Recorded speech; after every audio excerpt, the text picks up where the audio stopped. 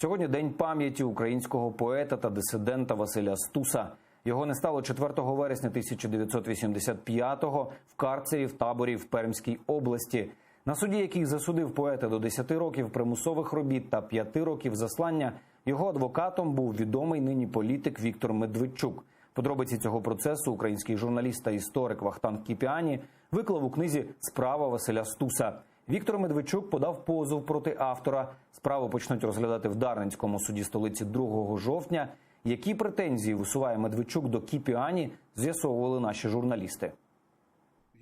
У книзі Вахтанга Кіпіані йдеться про 5 останніх років життя легендарного українського письменника та дисидента Василя Стуса, які він провів у російському таборі у селі Кучино. Його засудили за звинуваченням у антирадянській агітації і пропаганді, а за проукраїнську позицію назвали особливо небезпечним рецидивістом. На суді Стус намагався відмовитись від адвоката, та йому призначили захисника примусово. Ним став відомий нині політик Віктор Медведчук. Вахтанг Кіпіані розповідає, книгу писав за матеріалами кримінальної справи. Для цього довелося вивчити цілих 6 томів. Вони зберігаються в колишньому архіві Комітету держбезпеки УРСР, а тому претензії Медведчука вважає безпідставними. Василь Стус загинув не за те, щоб вчорашні посіпаки КГБ диктували нам сьогодні, що ми маємо знати про минуле. Ми будемо захищатись, жодних підстав сумніватися у позитивному для нас вирішенні питання, на мій погляд, нема, тому що 9 епізодів, на які образився Віктор Медведчук, вони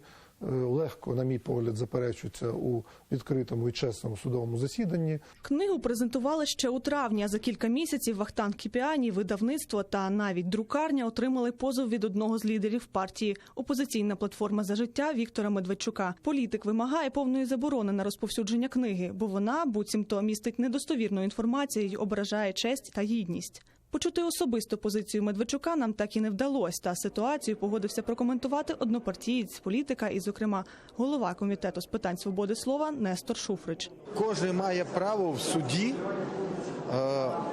захищати свої права. Якби відповідно було звернення до якоїсь правоохоронної служби, це можна було б умовно називати певним тиском або впливом, а в даному випадку реалізуються конституційні права громадянина, і він має на це право. У Національній спілці журналістів України занепокоєні спробами політиків з'ясовувати стосунки із журналістами та налаштовувати суспільство проти представників ЗМІ. За останні роки в Україні спеціально культивувався клімат ворожнечі до журналістів. Таке вороже ставлення до авторів, воно недопустиме. Ну і знову я підкреслюю, що українська історія, вона показує, що той політик, який воює із журналістами, він зрештою програє. Адвокат Вахтанга Кіпіані В'ячеслав Якубенко розповідає, що це уже не перший позов Медведчука, який стосується висвітлення у ЗМІ його професійної діяльності як адвоката під час процесу над Василем Стусом. Адвокат Медведчука цей самий вже далеко не перший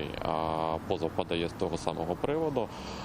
Мені як мінімум 8 таких позовів відомі. Зміст позовних вимог більш-менш однаковий і завжди стосується 2 фрагментів. Це роль Медведчука у справі Стуса і минуле його батька під час Другої світової війни. Адвокат Вахтанга Кіпіані певен, шансів у Медведчука виграти в суді немає, бо книга ґрунтується на документальних свідченнях. Одначе судовий процес буде резонансним. Перше засідання вже призначене на 2 жовтня. Надія Михайлова, Іслам Пінка, Заман, АТР.